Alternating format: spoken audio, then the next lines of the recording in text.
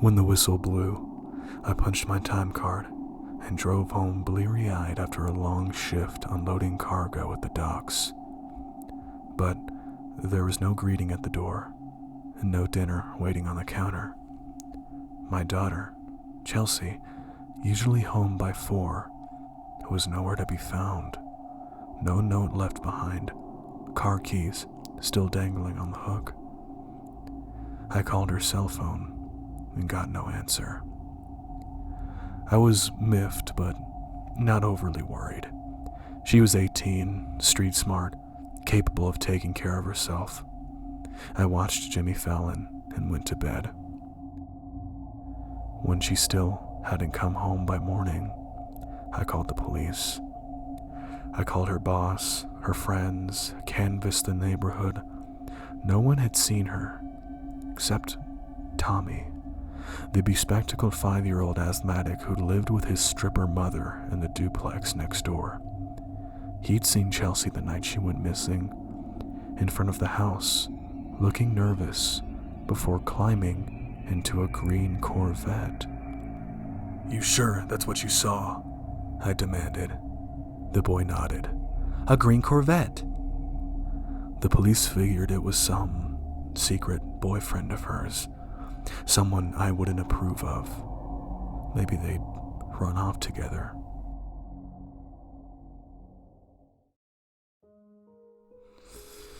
It was a week before they found her, stripped naked, wrapped in plastic, bruised wrists, missing teeth, dumped in the ravine by the railroad, dead. I looked up every green Corvette in the city. There were surprisingly few. An old woman on Clarence who inherited a green Corvette from her decades-dead husband, a young hothead uptown who wrecked his green Corvette in a street race 2 months ago. And then there was Gerard. I remembered when he moved into the neighborhood, how he knocked on our door and introduced himself, as per his court instructions. The police told me they'd investigated him.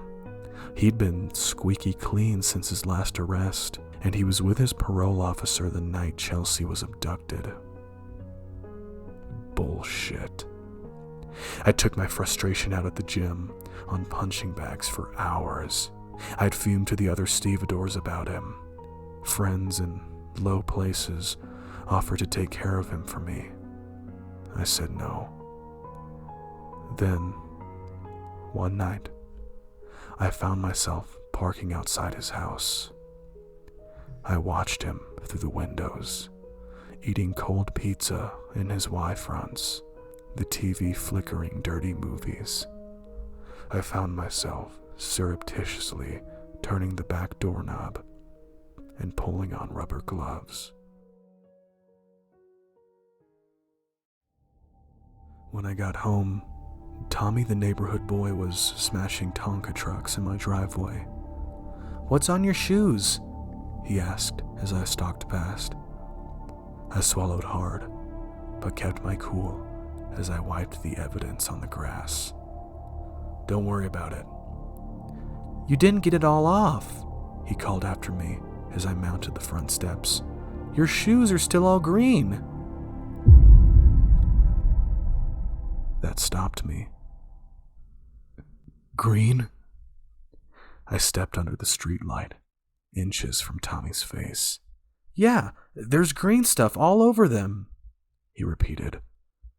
But my shoes, in fact, were splattered in a vibrant and sickening shade of burgundy red.